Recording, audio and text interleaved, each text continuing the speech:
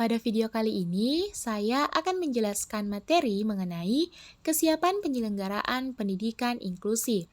Terdapat beberapa subtopik pada materi ini. Yang pertama, visi misi pendidikan inklusi.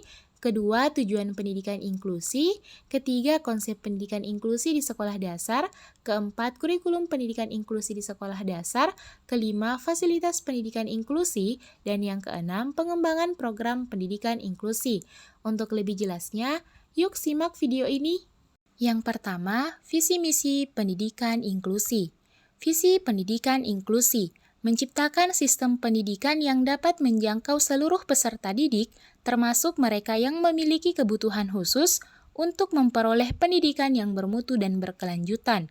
Adapun misi pendidikan inklusi, yang pertama, mengembangkan kurikulum, metode pembelajaran, dan sistem evaluasi yang adaptif dan fleksibel untuk memenuhi kebutuhan beragam peserta didik.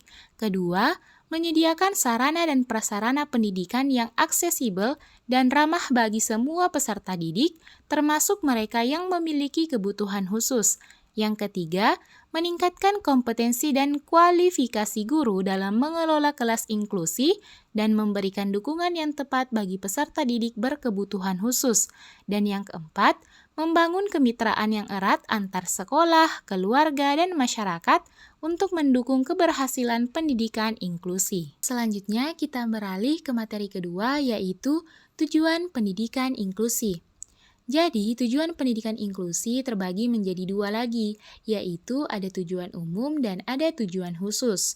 Tujuan umum dari pendidikan inklusi yaitu memberikan kesempatan untuk memperoleh pendidikan yang seluas-luasnya kepada semua anak, khususnya anak-anak penyandang kebutuhan khusus. Adapun tujuan khusus dari pendidikan inklusi, yang pertama, meningkatkan efektivitas dan efisiensi dalam penyelenggaraan pendidikan. Kedua, meningkatkan perolehan hasil belajar bagi semua peserta didik. Ketiga, meningkatkan pemberdayaan nilai-nilai budaya lokal dalam seluruh proses penyelenggaraan pendidikan. Dan yang keempat, meningkatkan peran tiga komponen, orang tua, masyarakat, dan pemerintah dalam penyelenggaraan pendidikan. Visi misi pendidikan inklusi sudah, tujuan pendidikan inklusi juga sudah. Jadi, materi ketiga yaitu konsep pendidikan inklusi di sekolah dasar. Jadi, pendidikan inklusi di sekolah dasar adalah pendekatan yang memastikan semua anak termasuk anak berkebutuhan khusus belajar bersama-sama dalam lingkungan yang sama. Berikut ini ada poin-poin utama terkait konsep ini. Pertama, keterbukaan. Pendidikan inklusi menghargai keberagaman dan menerima semua anak tanpa memandang latar belakang, kemampuan, atau kondisi fisik dan mental mereka. Kedua, lingkungan inklusif. Sekolah harus menciptakan lingkungan yang ramah dan mendukung bagi semua anak. Ketiga, kolaborasi. Guru, staf sekolah, dan orang tua bekerja sama untuk mengidentifikasi kebutuhan khusus setiap anak dan mengembangkan rencana pembelajaran yang sesuai. Yang keempat, evaluasi dan dukungan. Evaluasi terus-menerus diperlukan untuk memastikan pendekatan inklusif berjalan dengan baik. Dukungan khusus seperti guru pendamping atau terapis juga dapat membantu.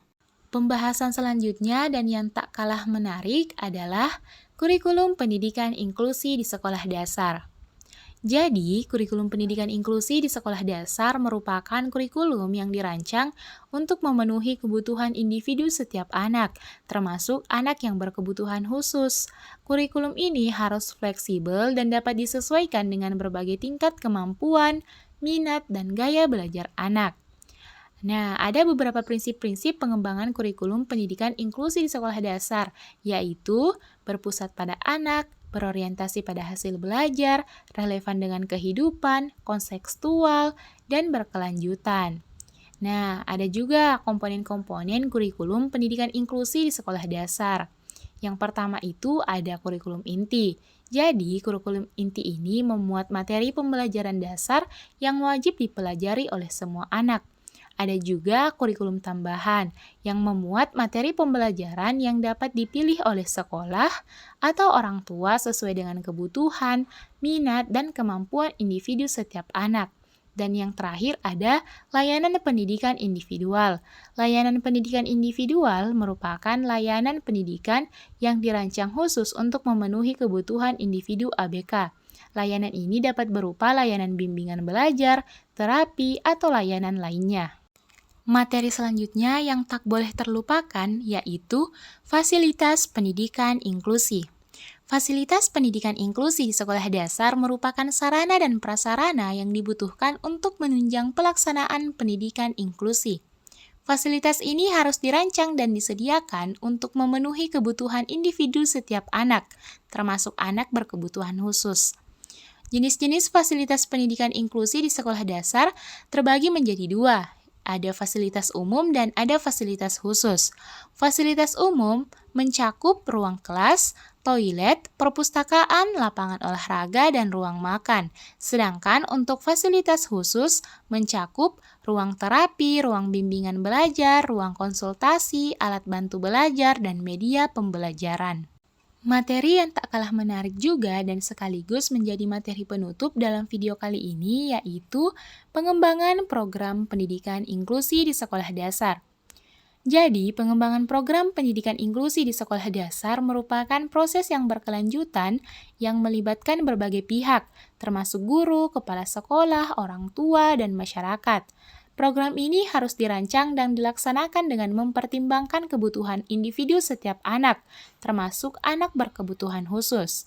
Adapun langkah-langkah dalam pengembangan program pendidikan inklusi di sekolah dasar, yaitu pertama, membentuk tim pengembangan program, kedua, melakukan analisis kebutuhan, ketiga, menyusun tujuan program, keempat, mengembangkan strategi pelaksanaan program, kelima, menyusun rencana kerja program, keenam, melaksanakan program, dan yang ketujuh, melakukan monitoring dan evaluasi program.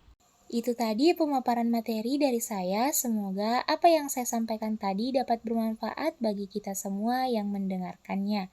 Terima kasih. Wassalamualaikum warahmatullahi wabarakatuh.